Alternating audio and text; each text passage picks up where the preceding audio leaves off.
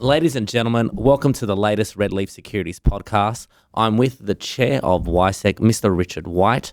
Now, we're not here to discuss WiseTech. We're actually here to discuss one of his biggest investment. He's the largest shareholder of a company called Vinyl Group. The ticker's VNL. Now, Richard, how are you today? I'm good.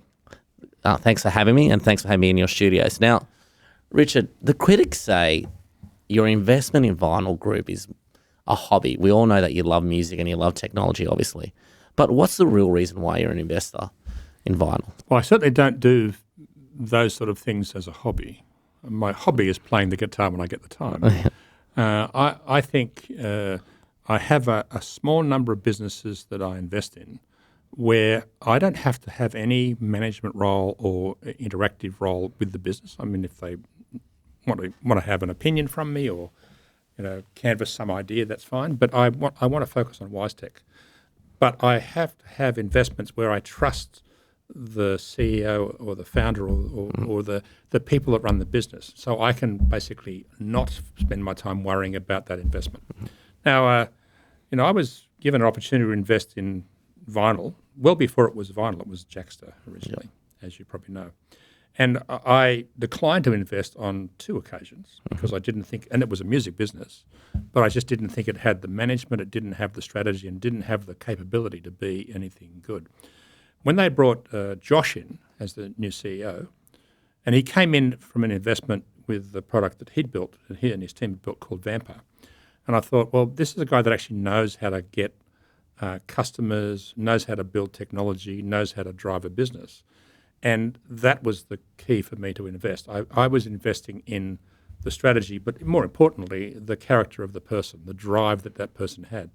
When Josh came in, their revenue was, I think at no stage had they had anything more than $100,000 across 5 years, right?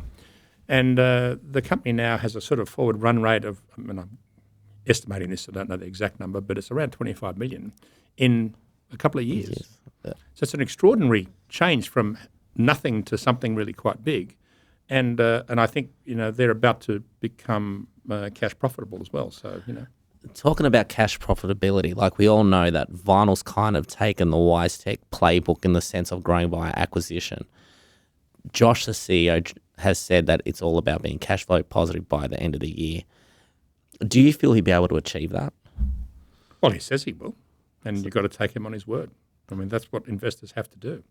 I'm a very strong investor. I'm a strong believer in his management capabilities. I mean, he's learning things just like I am in running WiseTech. You still have every day's a school day.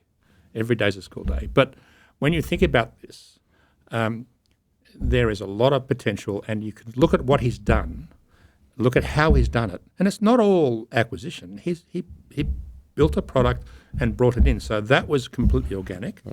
And many of the things that he's doing now have organic roots in them, even though there's been acquisitions to get scale. One of the critical problems in any technology business is having enough scale to be able to operate a business, particularly an ASX-listed business, where you've got the ability to run the company profitably at scale. You need scale. Absolutely. So where do you think vinyl will be in a few years' time? Where do you think Josh could turn this into? I think you're going to have to ask Josh that question. I think my best answer to you is that I have invested in vinyl because I have a belief in what he's achieved.